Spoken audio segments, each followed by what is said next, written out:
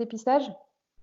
Le coronavirus, l'arnaque du test de dépistage. Apparemment, des personnes en bonne santé seraient dépistées positives alors qu'elles n'ont aucun symptôme. Ah bah, Diane, ben justement, ça renforce ma thèse. Ça veut dire que plus on gonfle les chiffres, et ça répond à une des questions que vous avez posées tout à l'heure, à propos des chiffres, si c'était gonflé ou pas. Ben voilà. Si on déclare que vous et moi, qui pour l'instant sommes en bonne santé, ben nous sommes porteurs de virus et un danger public, ben il n'y a plus qu'à nous enfermer, quoi. C'est bon, ça a son utilité aussi. Où est-ce que vous avez vu cette information? Ah, c'est sûr. Le site d'Amalek, Ah, d'accord. Ah, bravo. ODDR. Bravo, Attendez. bravo, Apparemment, madame. c'est une vidéo qui est sortie. Je ne l'ai pas lu encore, je l'ai pas vue. Mais paraît-il, il a été démontré que la manière de dépister impliquerait du coup des statistiques fort élevées. Vous savez très bien ce que c'est que la statistique. On peut Ah, le voilà. faire dire ce que l'on veut, ça dépend comment on compte. Voilà, et l'explication, la plupart des malades du coronavirus sont diagnostiqués sur la foi d'un examen standard et imprécis, confondant le Covid-19 avec des infections respiratoires différentes. Donc voilà, on englobe tout ça Oui, je dans crois que j'ai retrouvé ce Covid-19, que je alors voulais c'est... dire. Je crois que j'ai retrouvé ce que je voulais dire.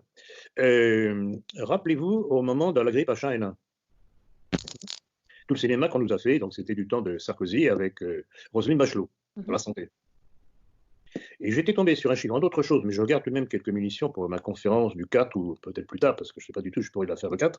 Et j'avais trouvé une information assez significative qui disait qui révélait que, en fait, les personnes atteintes par le H1N1 étaient 10 fois moins nombreuses que celles atteintes par la grippe saisonnière. 10 fois moins. Bon, alors, aujourd'hui, dans ce qu'on nous dit être le coronavirus, combien ne sont pas de la grippe saisonnière, tout simplement? Parce que des maux de tête, des raideurs, des ceci, des cela, des frissons, je regrette beaucoup, une bonne grippe, ça donne ça. Alors apparemment, 99% des morts du coronavirus souffraient d'autres maladies comme le diabète, l'hypertension, Évidemment, l'insuffisance cardiaque. évidemment, ce sont des personnes certainement beaucoup plus fragiles déjà au départ physiquement, y compris des jeunes. Y compris des jeunes. Oui. C'est pas parce qu'on a 30 ans ou 40 ans qu'on n'est pas porteur d'une maladie cardiaque ou une insuffisance respiratoire.